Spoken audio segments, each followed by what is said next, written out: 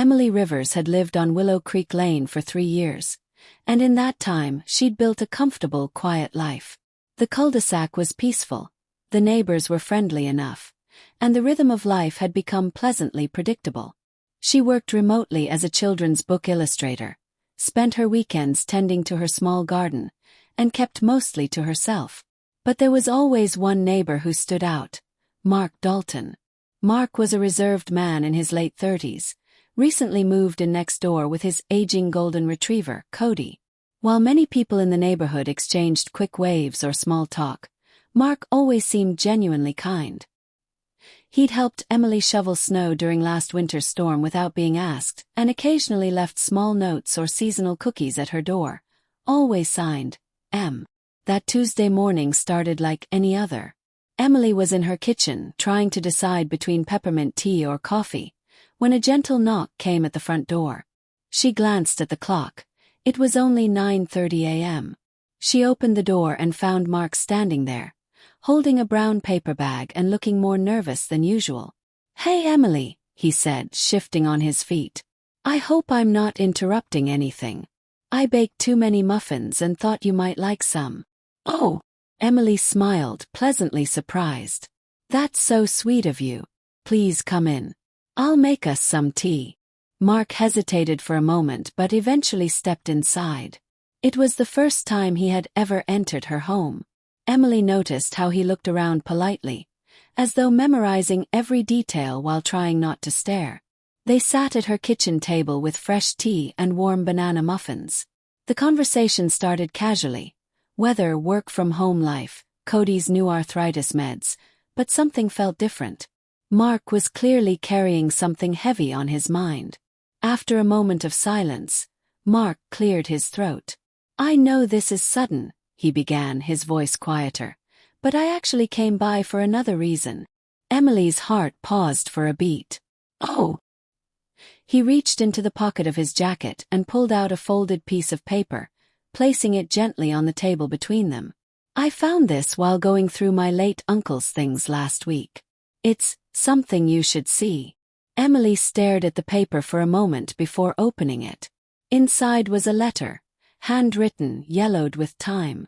As she read, her eyes widened. The letter was addressed to her parents, her biological parents.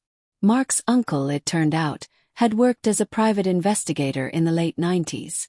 The letter detailed a series of notes about a little girl who had been placed into foster care under confidential circumstances.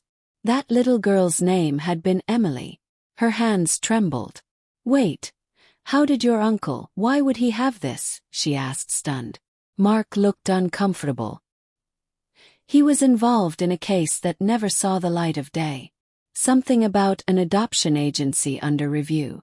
"I didn't understand all of it until I started going through his journals, but when I saw your name, I couldn't ignore it." Emily's head swam with confusion.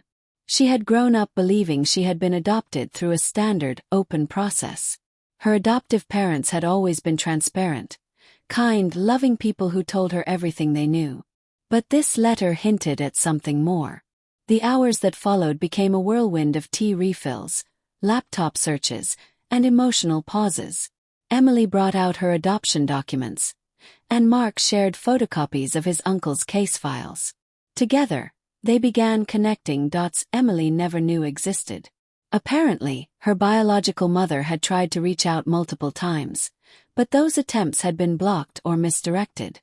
Mark wasn't just a neighbor anymore. He was now part of the puzzle she had never dared to piece together. The sun dipped lower in the sky as Emily sat back, exhaustion painted across her face. "This changes everything," she said, almost whispering. "I know," Mark said gently. "But you don't have to face it alone."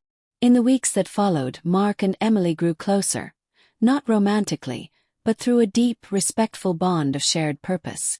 They worked together to track down leads, discovering that Emily's biological mother had passed away 3 years prior, but she had left behind a journal and letters never delivered to Emily.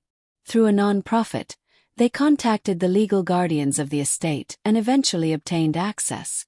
Inside those journals, Emily found pages filled with sketches, poetry, and descriptions of her as a baby, drawings that looked hauntingly similar to the ones Emily had created in her own work. It was as though she had unknowingly inherited her birth mother's artistic soul.